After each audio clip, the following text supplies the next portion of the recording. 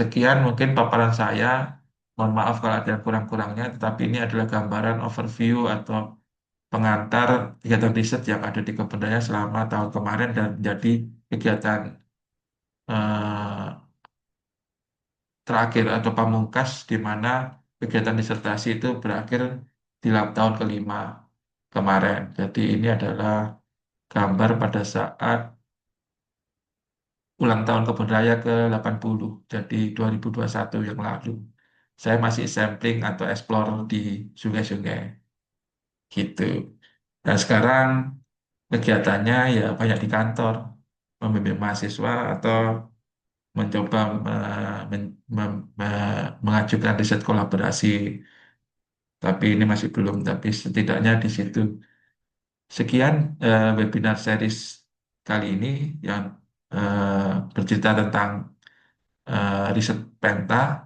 Eh, Mungkin saya ucapkan terima kasih teman-teman UIN Suka, Sunan Kalijaga atas apa ya bantuannya selama setahun ini.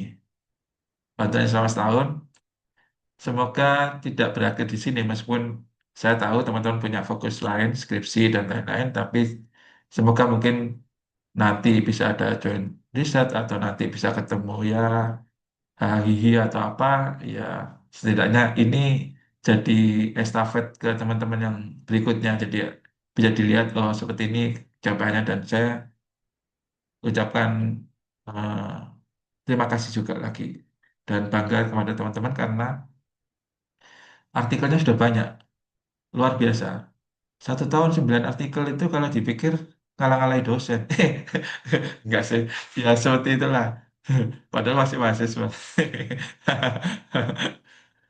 ya, alhamdulillah itu jadi track record teman-teman kalau mungkin mau dibikin untuk eh, pas studi lanjut atau cari eh, scholarship atau beasiswa ke itu kan jadi track record teman-teman dan saya akhiri paparan ini dengan ucapan alhamdulillah sudah selesai semuanya dan saya terima kasih ke teman-teman. Wassalamualaikum warahmatullahi wabarakatuh. Kalau ada pertanyaan silakan.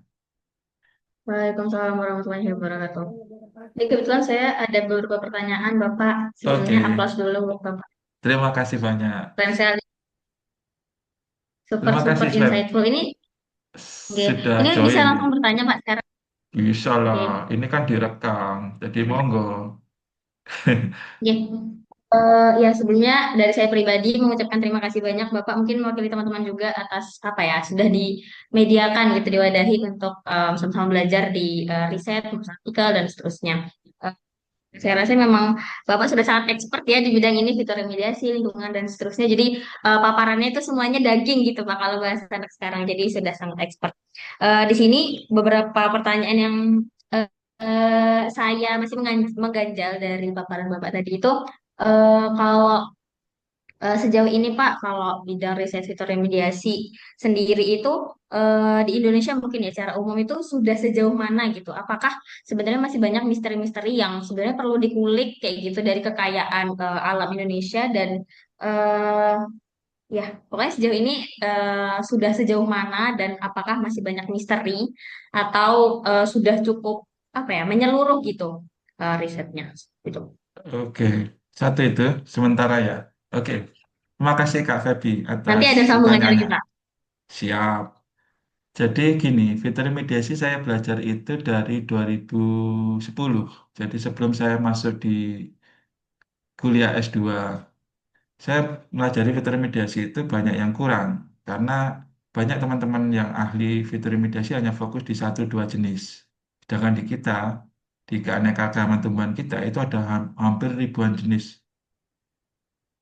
puluhan ribu bahkan ya. Kalau misalnya kita bilang spesies tumbuhan itu ada sekitar sekian ratus ribu jenis. Di Indonesia 10%-nya berarti kan 100 ribu aja 10%-nya 10 ribu. Nah, puluhan ribu jenis itu pasti Mm-mm. punya potensi sunatullahnya, punya potensi memperbaiki atau sebagai ekosistem services, jasa lingkungan.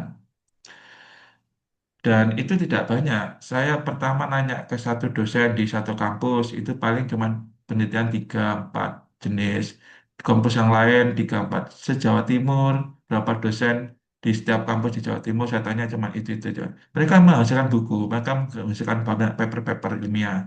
Tetapi kan hanya jenis-jenis itu. Ada jenis-jenis yang nggak diangkat. Saya lihat ada jenis akantus nggak pernah dipakai. Saya tanya di teknik lingkungan, banyak menggunakan jenis-jenis yang sudah tahu potensinya. Saya tanya di biologi, tidak melakukan penerapan tekniknya, hanya keanekaragaman. Jadi banyak yang belum diangkat. Akhirnya satu-satu cara untuk bisa mengangkat ini dengan melakukan sendiri risetnya. Makanya dari awal saya nyoba satu dari bertanya, dari lihat risetnya teman-teman di kampus, kemudian sampai akhirnya jadilah seperti buku-buku yang itu. Jadi kalau saya ditanya ada berapa jenis, saya masih 10 jenis yang sudah jadi. Koleksi kita ada 25 jenis.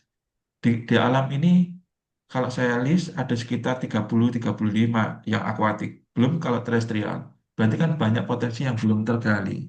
Sedangkan kesulitannya adalah, satu, kita belum uji itu. Yang kedua, kadang kelemahan literatur. Jadi tidak ada literatur.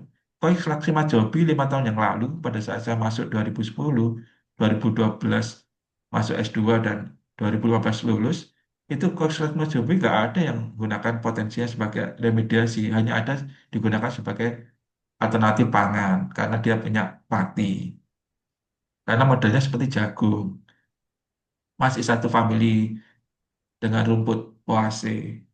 Jadi kan belum ada, tetapi saya lihat ada di lapang dan itu banyak.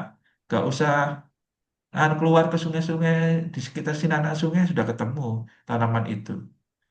Saya kurang tahu kalau di Jogja, tapi itu jadi menjadi potensi bahwa banyak source sumber daya atau keanekaragaman hayati kita yang belum kita angkat. Kalau kita menggunakan referensi di luar, paling gunakan ya jenis itu aja. Misalnya eceng gondok, ya eceng gondok. Kayu apu. Itu pun belum dioptimalkan. Jadi jenis-jenis yang ada kita optimalkan, jenis-jenis yang belum kita buktikan bahwa itu punya potensi. Jadi banyak gapnya. Buat biologi ini jadi peluang besar untuk riset ke depan. Apalagi kita punya keanekaragaman tumbuhan atau kita berada di daerah tropis yang keanekaragaman tumbuhannya paling tinggi. Kalau nggak kita, siapa lagi? Kalau nggak mulai sekarang, kapan lagi? Nunggu semuanya terdegradasi jadi hilang. Itu sih, Kak Febi. Gambaran saya seperti Jadi, itu. sorry.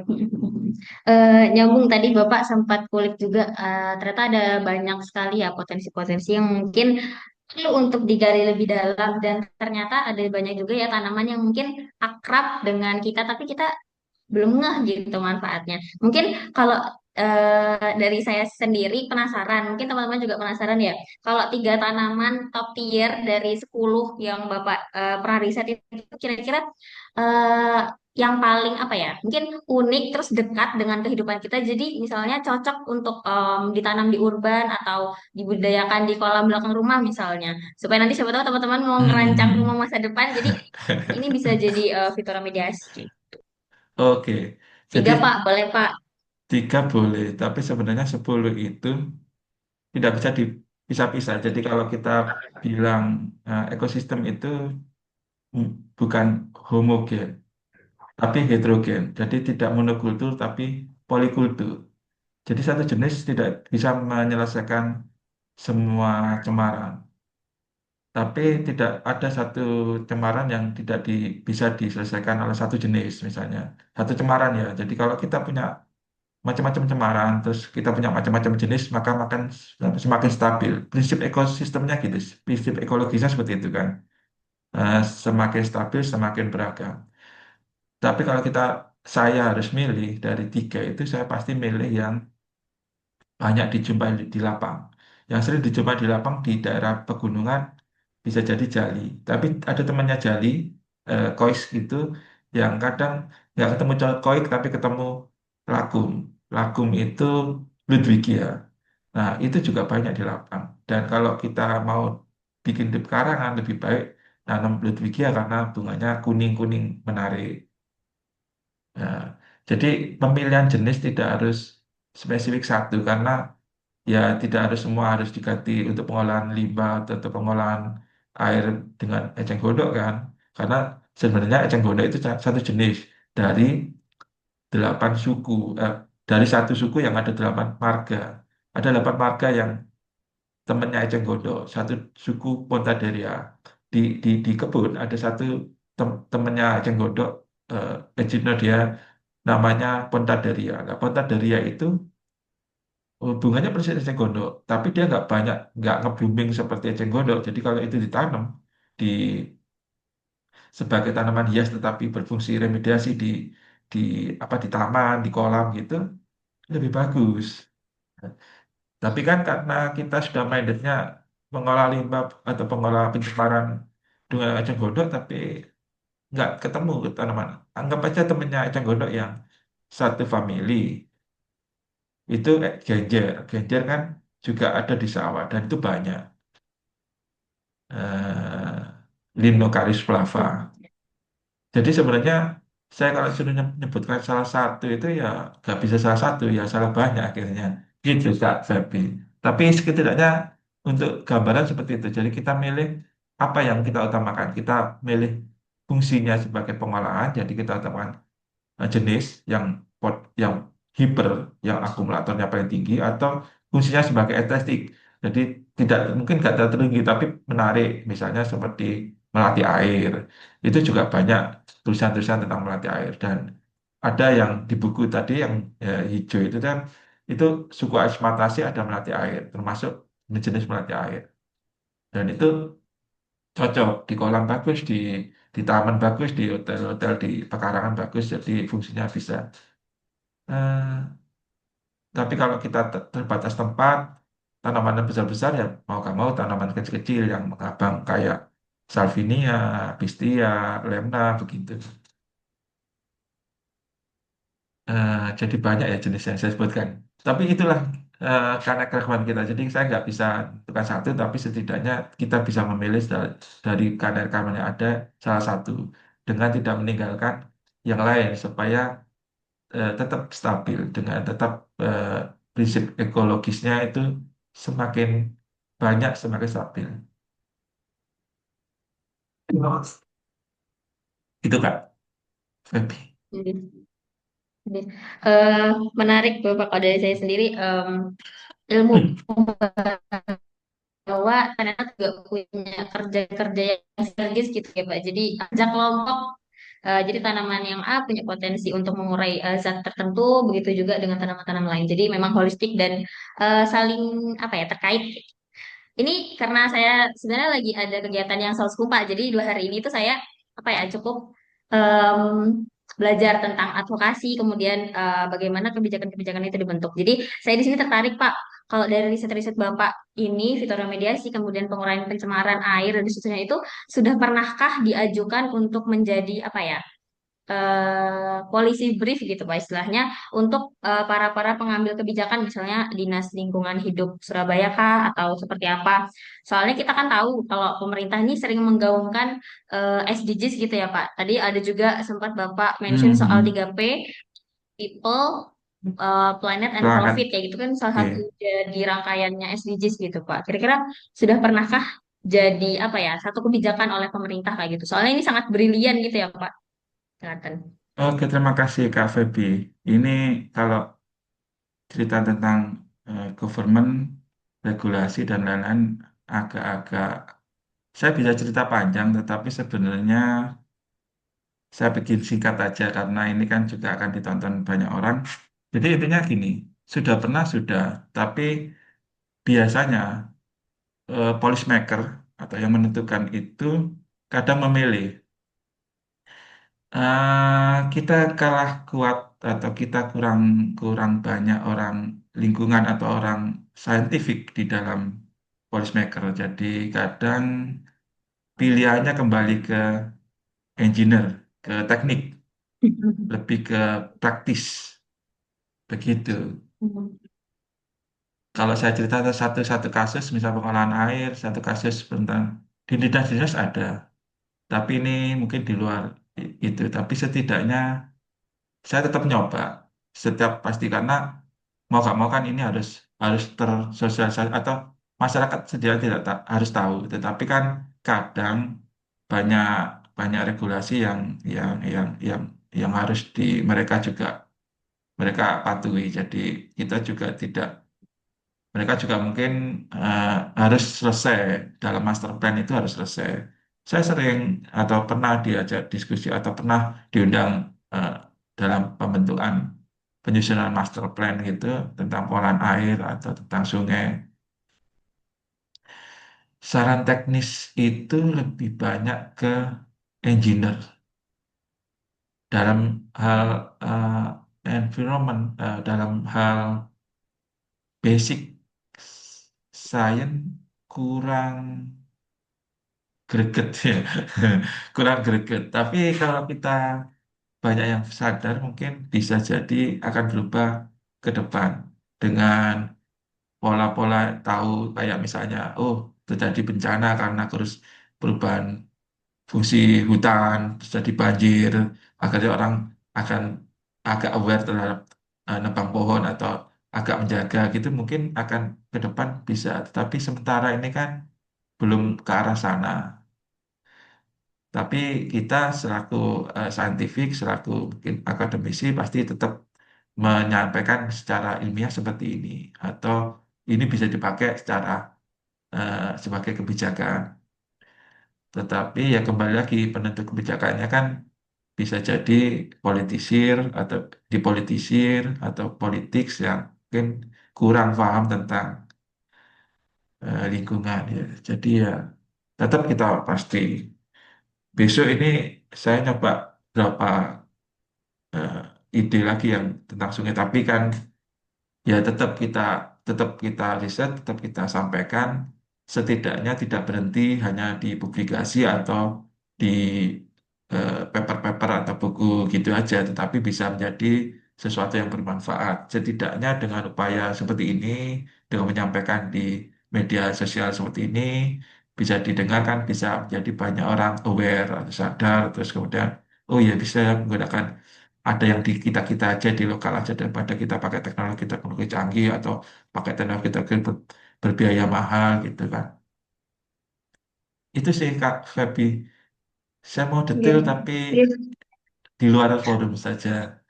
Iya. Oke, Pak Aman, nanti kita ngobrol lagi nih. Siap. Ini bergeser Pak, tadi dari pertanyaan yang agak-agak politik ini kita bergeser ke lebih ke fungsi-fungsi BRIN sebagai media, media edukasi gitu. Tadi kalau riset utamanya kan mendampingi teman-teman MBKM, magang, seperti itu. Kira-kira bagaimana sih Pak animo dari teman-teman untuk bisa meriset di BRIN dan upaya-upaya juga yang dilakukan oleh BRIN untuk memaksimalkan gitu, memaksimalkan potensi di KRP untuk ya menambah wawasan mahasiswa, kemudian untuk mendukung riset-riset mereka gitu.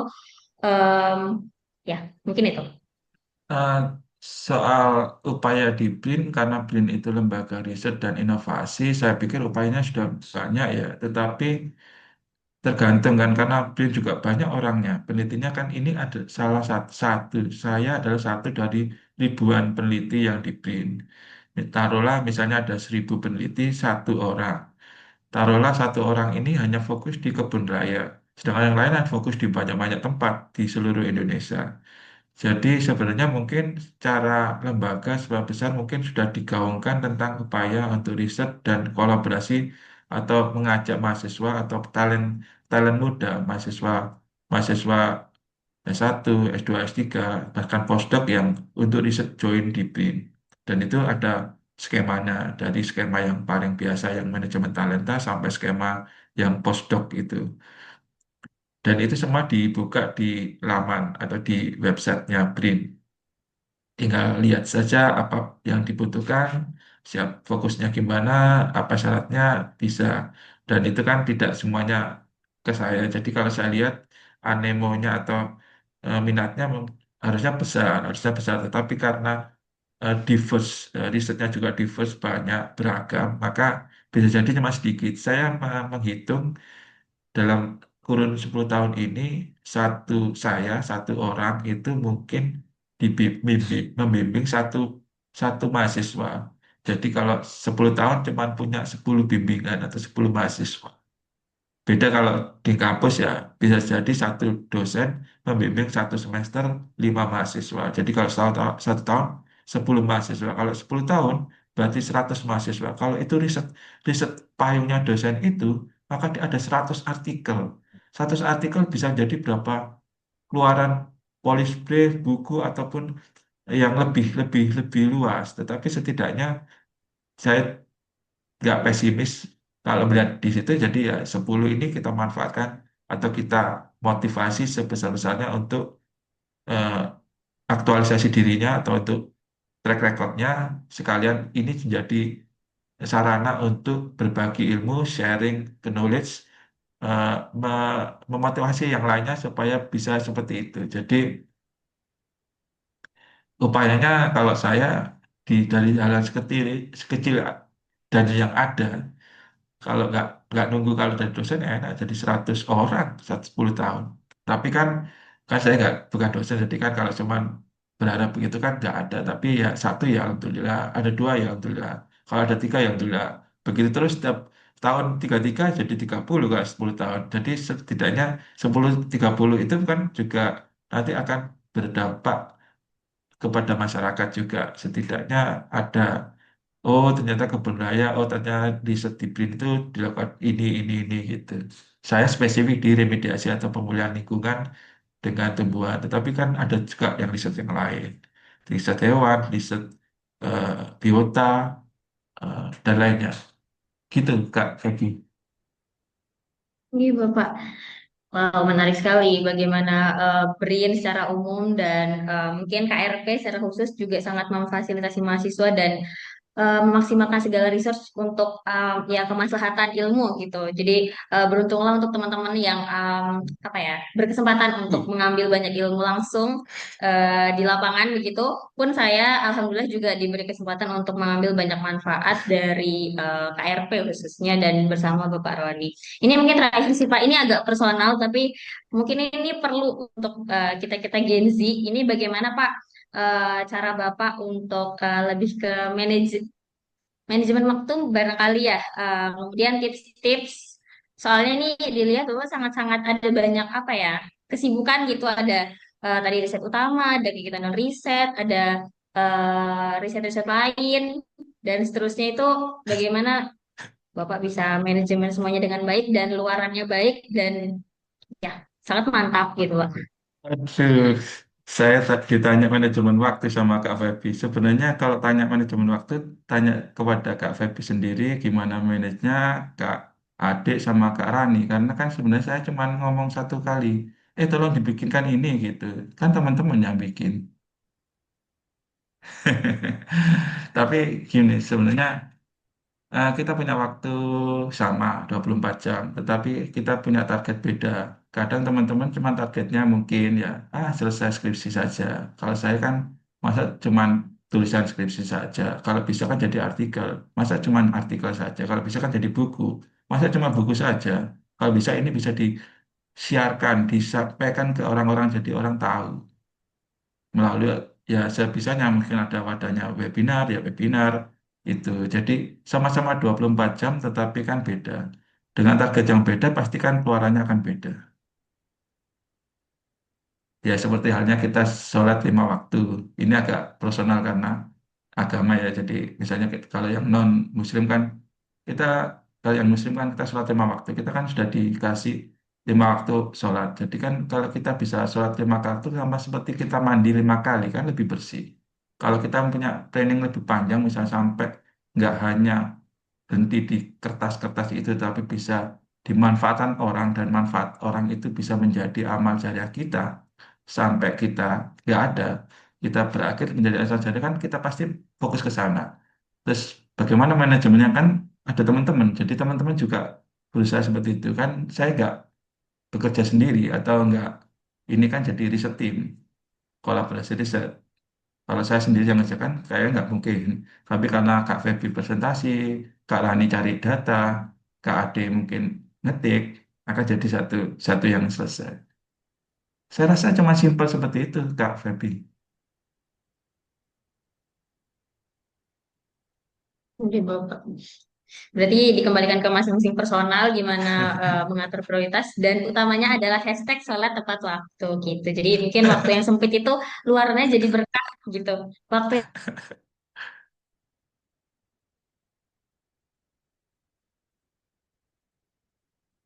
yang sholat tepat waktu gitu ya teman-teman dan self reminder juga untuk saya sih. Mungkin itu pertanyaan-pertanyaan saya Bapak. Terima kasih banyak sudah Terima dijawab dengan sangat kasih. gamblang dan mencerahkan. Kembalikan kepada teman-teman. Semoga apa yang Bapak sharing jadi berkah untuk kita semua. Amin. Amin.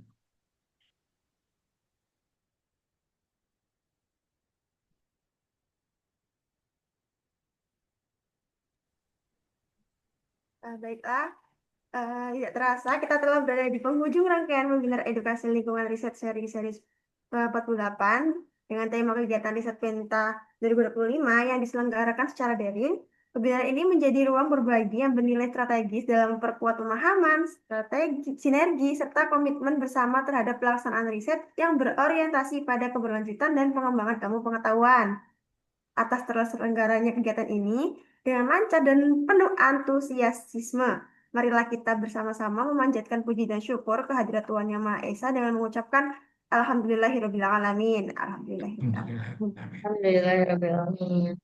Kami selaku host menyampaikan apresiasi dan terima kasih yang setinggi-tingginya kepada narasumber Bapak Dr. Roni Irawanto, SSIMT, atas pemaparan yang komprehensif dan inspiratif, serta kepada para host dan seluruh peserta yang telah berpartisipasi secara aktif hingga akhir kegiatan. Sebagai informasi, nanti rekaman kegiatan webinar ini akan diunggah dan dapat diakses melalui kanal YouTube kami resmi sebagai bagian dari upaya diseminasi pengetahuan kepada masyarakat luas.